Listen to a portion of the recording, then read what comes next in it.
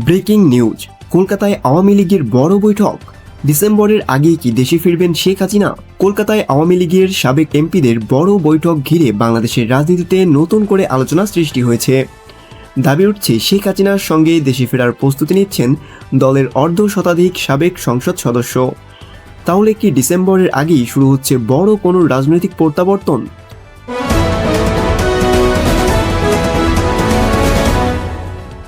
Breaking news.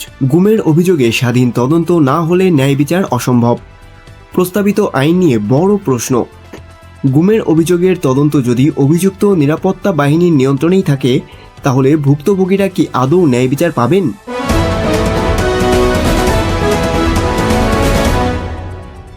Breaking news. কলকাতায় আওয়ামী লীগের বড় বৈঠক। ডিসেম্বরের আগেই কি দেশে ফিরবেন শেখ হাসিনা?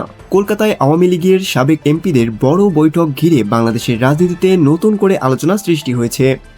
দাবি উঠছে শেখ হাসিনার সঙ্গে দেশে ফেরার প্রস্তুতি নিচ্ছেন দলের অর্ধ শতাধিক সাবেক সংসদ সদস্য।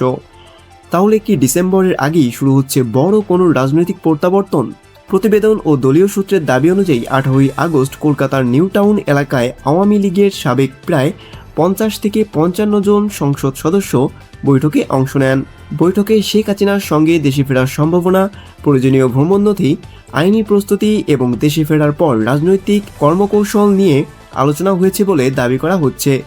বৈঠকে উপস্থিত কয়েকজন সাবেক এমপির বক্তব্য অনুযায়ী দলীয় নেতৃত্ব থেকে জানানো হয়েছে, শেখ হাসিনার সঙ্গে দেশে ফেরার বিষয়ে যারা প্রস্তুত থাকবেন না, তাদের বিরুদ্ধে সাংগঠনিক ব্যবস্থা নেওয়া হতে পারে। তবে এই সিদ্ধান্তের স্বাধীন কোনো সরকারি বা দলীয় নথি প্রকাশ্যে পাওয়া যায়নি। আরও একটি গুরুত্বপূর্ণ বিষয় উঠে এসেছে ভ্রমণ নথি নিয়ে।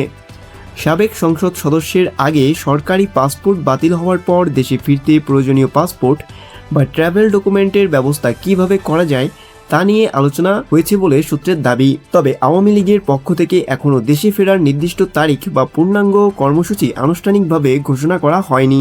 শেখ হাসিনা এর আগে দিল্লি থেকে দেওয়া বক্তব্যে ডিসেম্বরের মধ্যে বাংলাদেশে ফেরার ইচ্ছার কথা জানিয়েছিলেন। তিনি আইনি প্রক্রিয়ার মুখোমুখি হওয়ার কথাও বলেছেন।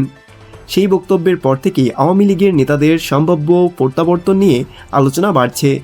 এদিকে বৈঠকে দেশে ফেরার পর আইনি লড়াইয়ের প্রস্তুতি নিয়েও আলোচনা হয়েছে বলে দাবি করা হয়েছে। দলের নেতাদের বিরুদ্ধে দায়ের হওয়া মামলাগুলোকে তারা রাজনৈতিকভাবে মোকাবিলা করতে চান, এমন বক্তব্য সূত্রের মাধ্যমে সামনে এসেছে। সবচেয়ে চমকপ্রদ দাবি হলো, শেখ হাসিনার দেশে ফেরার সময় বড় ধরনের জনসমাগমের পরিকল্পনাও আলোচনা হয়েছে। এমনকি ঢাকার বিভিন্ন প্রবেশপথ কর্মসূচি আয়োজনের কথাও বলা হয়েছে। তবে এগুলো এখনও পরিকল্পনা বা দলীয় সূত্রের দাবি। বাস্তবে এমন কর্মসূচি হবে কি না তা এখনও নিশ্চিত হওয়া যায়নি। অন্যদিকে দেশে ফেরার সময় সম্ভাব্য বিশৃঙ্খলা বা সহিংসতা নিয়ে বৈঠকে উদ্বেগ প্রকাশ করা হয়েছে বলেও জানা যাচ্ছে। ফলে প্রত্যাবর্তনের প্রশ্নটি শুধু রাজনৈতিক নয়, আইন শৃঙ্খলার দিক থেকেও গুরুত্বপূর্ণ হয়ে উঠছে। এর সঙ্গে যুক্ত হয়েছে বাংলাদেশ ভারত কূটনৈতিক সম্পর্কের নতুন সমীকরণ। শেখ হাসিনা ভারতে অবস্থান এবং তাকে ফেরত পাঠানো বাংলাদেশের অনুরোধ দুই দেশের আলোচনায় গুরুত্বপূর্ণ বিষয় হয়ে রয়েছে। একই সময়ে তারেক রহমানের সম্ভাব্য ভারত সফর নিয়েও চলছে আলোচনা। তাই এখন নজর থাকবে 3টি বিষয়ের উপর। শেখ হাসিনা সত্যি ডিসেম্বরের মধ্যে ফিরবে কিনা, আওয়ামী লীগের সাবেক নেতারা তাদের সঙ্গে দেশে ফিরবেন কিনা এবং ঢাকা দিল্লির কূটনৈতিক আলোচনা শেষ পর্যন্ত কী সিদ্ধান্ত আসে। পরিস্থিতি দ্রুত বদলাচ্ছে, তাই কোনো দাবি চূড়ান্ত সত্য ধরে নেওয়ার আগে আনুষ্ঠানিক ঘোষণা ও নির্ভরযোগ্য তথ্যের দিকে নজর রাখাই সবচেয়ে গুরুত্বপূর্ণ। Breaking news. গুমের অভিযোগে স্বাধীন তদন্ত না হলে ন্যায় বিচার অসম্ভব।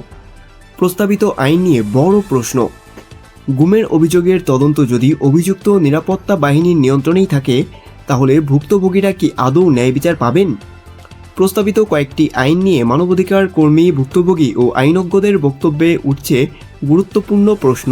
রাজধানীতে আয়োজিত এক সংলাপে বক্তারা অভিযোগ করেন, জাতীয় মানবাধিকার কমিশন গুম প্রতিরোধ ও প্রতিকার এবং র্যাব সংক্রান্ত প্রস্তাবিত আইনে নিরাপত্তা বাহিনীর বিরুদ্ধে অভিযোগ তদন্তের কাঠামো নিয়ে উদ্বেগ রয়েছে। তাদের দাবি, তদন্ত প্রক্রিয়া স্বাধীন না হলে সত্য উদ্ঘাটন এবং বিচার দুটোই বাধাগ্রস্ত হতে পারে।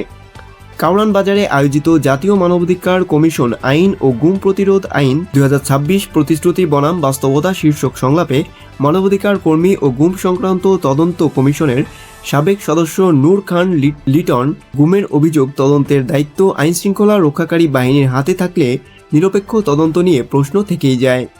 তিনি আরও বলেন, প্রস্তাবিত আইনে নতুন বাহিনী স্পেশাল রেসপন্স ব্যাটালিয়ন বা এসআরবির বিরুদ্ধে অভিযোগ তদন্তের কাঠামো নিয়েও পর্যাপ্ত স্বাধীনতা নিশ্চিত হচ্ছে না বলে তার আশঙ্কা। সংলাপে আরেক সাবেক কমিশন সদস্য নাবিলা ইদ্রিস জানান, গুম সংক্রান্ত তদন্ত কমিশনে ১৫০০-এর বেশি অভিযোগ এসেছিল এবং এর মধ্যে প্রায় ২৫০টি অভিযোগে প্রাথমিকভাবে প্রমাণ পাওয়ার কথা উল্লেখ করা হয়েছে। তার বক্তব্য, অতীতে অনেক ক্ষেত্রে অভিযোগ বা সাধারণ ডায়েরি গ্রহণ নিয়েও সমস্যা ছিল। অন্যদিকে আলোকচিত্রী ও অধিকার কর্মী শহীদুল আলম বলেন, নিরাপত্তা বাহিনীকে রাজনৈতিক উদ্দেশ্যে ব্যবহার না করে তাদের পেশাগত দায়িত্ব পালনের সুযোগ দেওয়া প্রয়োজন। তার মতে, জনগণের অর্থে পরিচালিত নিরাপত্তা বাহিনীর মূল দায়িত্ব জনগণের নিরাপত্তা নিশ্চিত করা।